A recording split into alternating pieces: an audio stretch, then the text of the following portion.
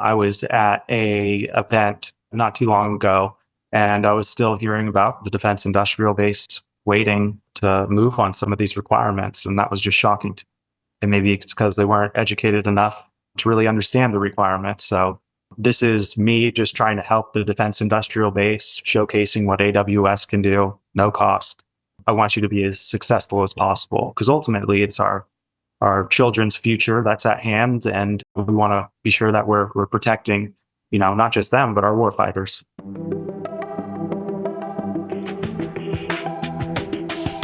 Hey everyone, thanks for listening to another episode of DIB Innovators. Today I'm speaking with Travis Goldbach, the go-to-market leader and expert in DFARS, NIST, and CMMC compliance at AWS.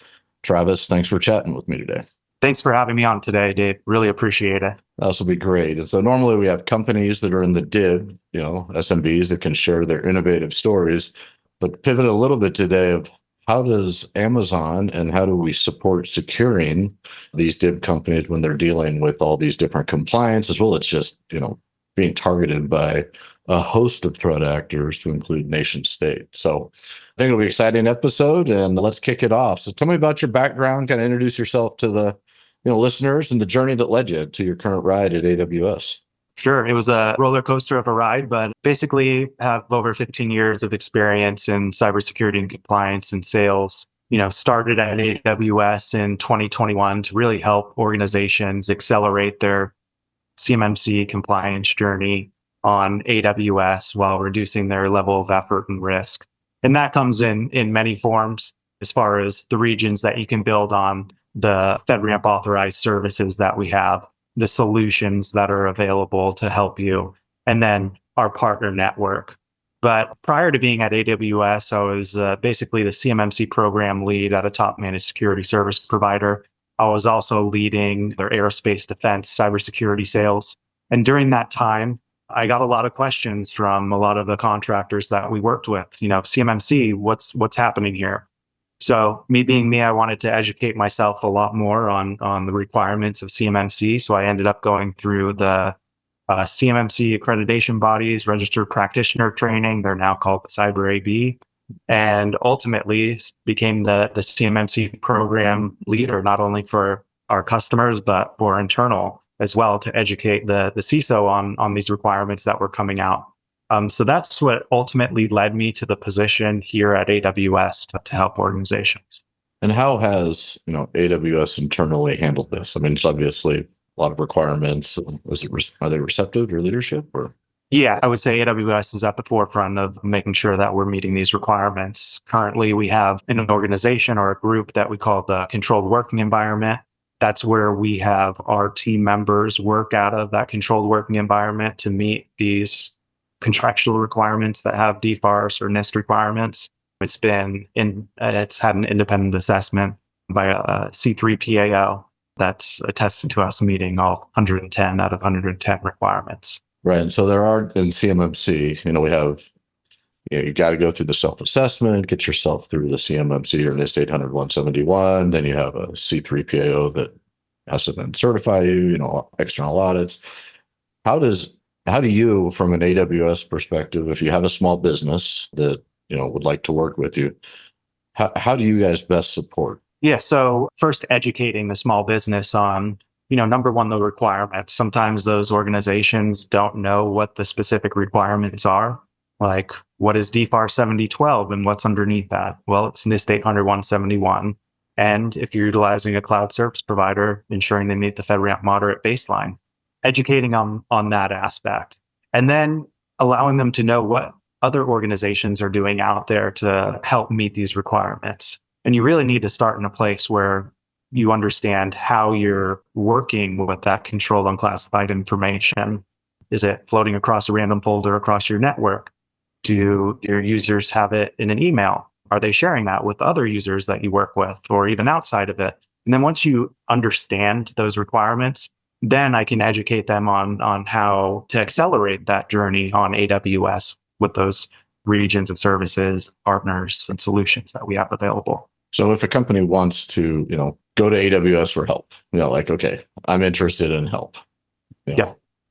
Do they just reach out to, for example, you and your group, and set up a meeting and you go through it, or how is that best executed?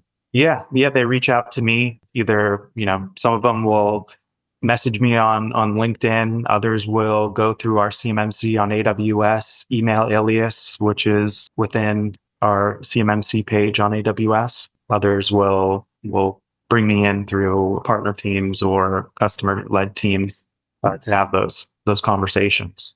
And if anyone on here that's listening is interested in having a conversation, I'd love to do that with you. You can email me direct at travigol@amazon.com.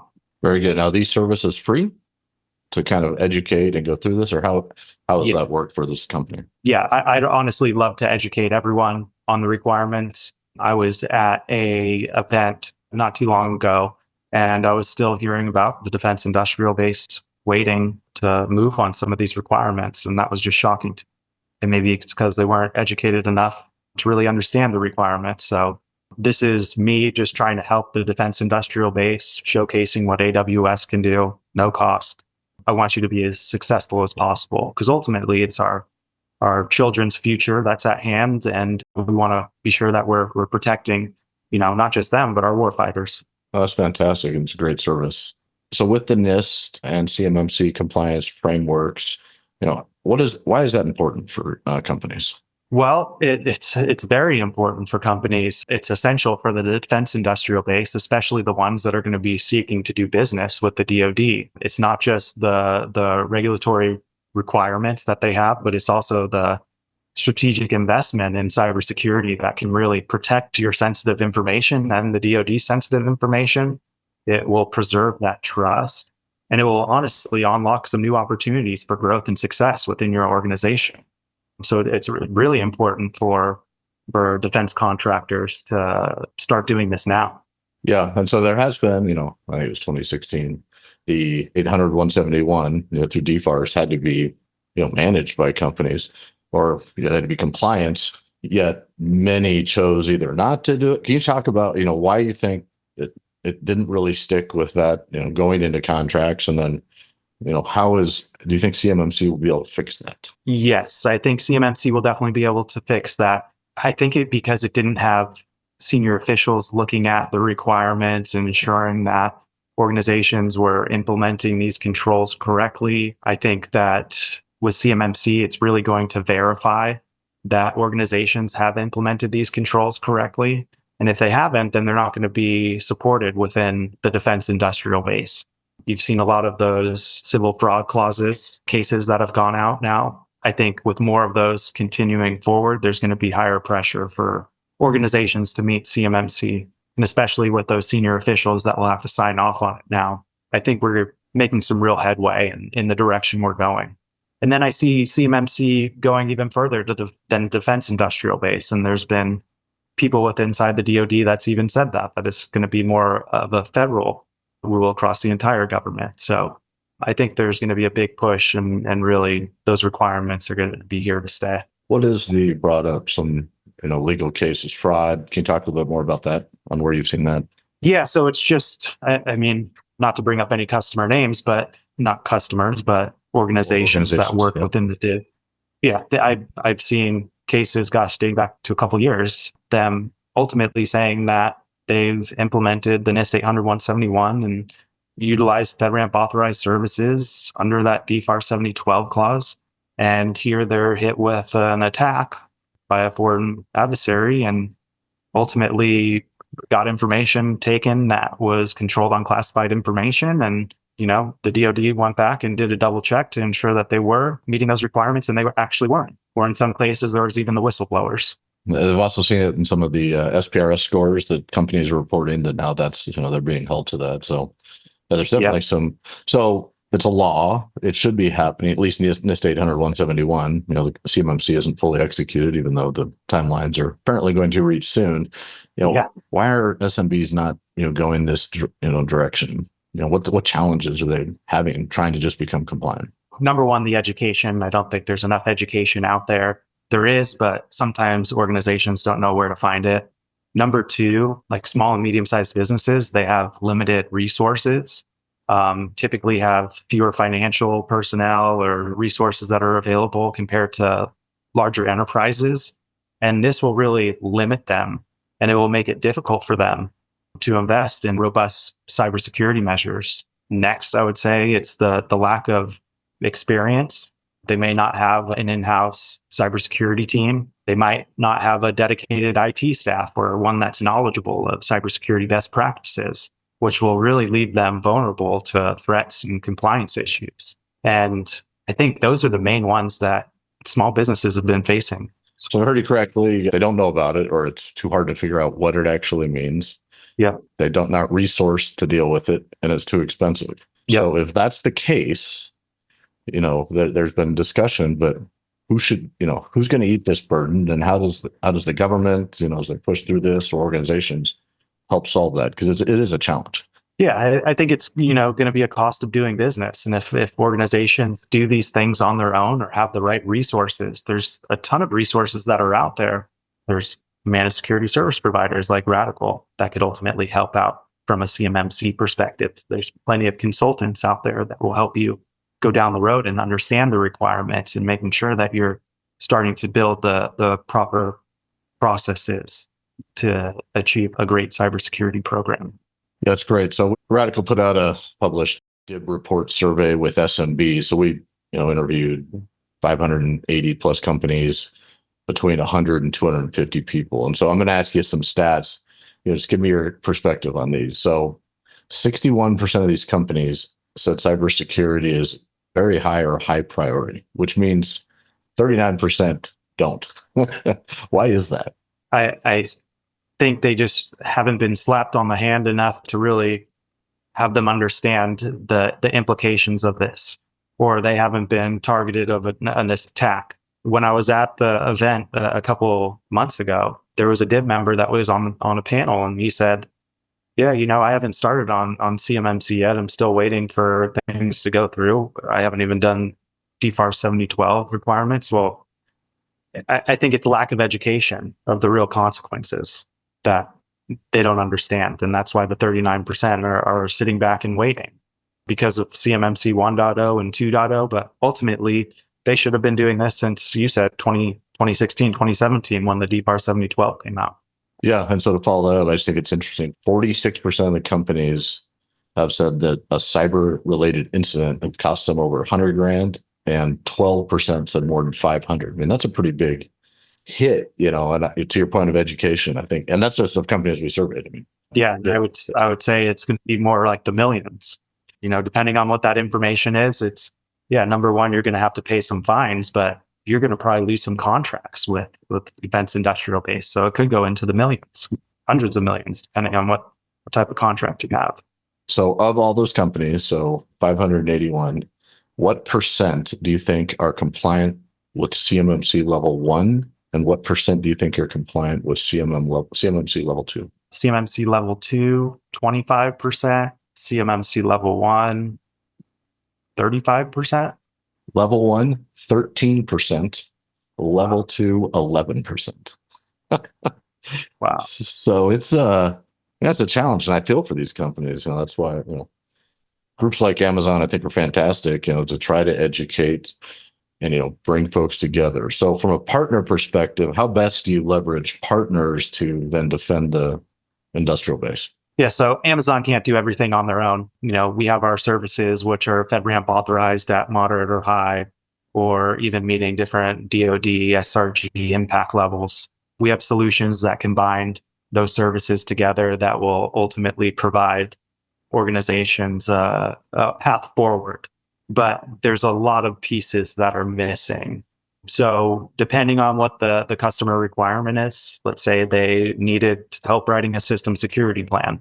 Well, we have partners that can do that. Maybe they needed a GRC platform. We have partners that can do that. Maybe they need help managing their infrastructure. We have partners like that. And we even have, Radical, which is a managed security service provider, which can help out with those requirements as well.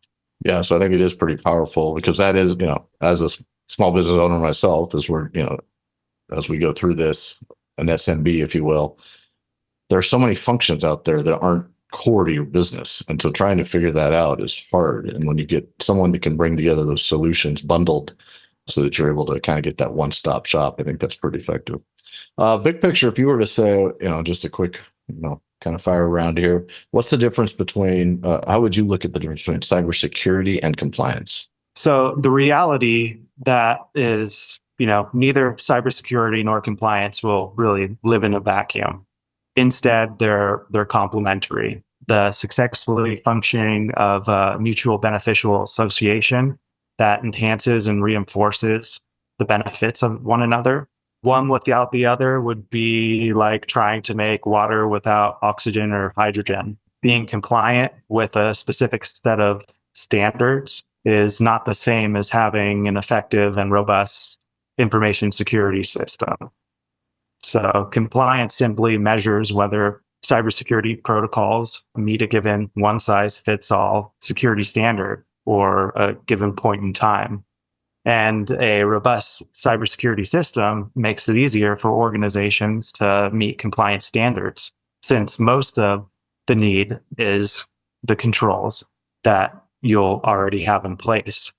So all of that would remain to attain compliance. It would be documented work that ultimately adherence to that basically industry specific policy. So the real question as business leaders that we should be asking ourselves is, how can we leverage both cybersecurity and compliance to reduce that exposure? So we're working with defense industrial based customers and partners of all sizes around those programs and how they mesh together. Yeah, I think that's a great answer, because often you hear one is not the other. They do go hand in hand. So that was great.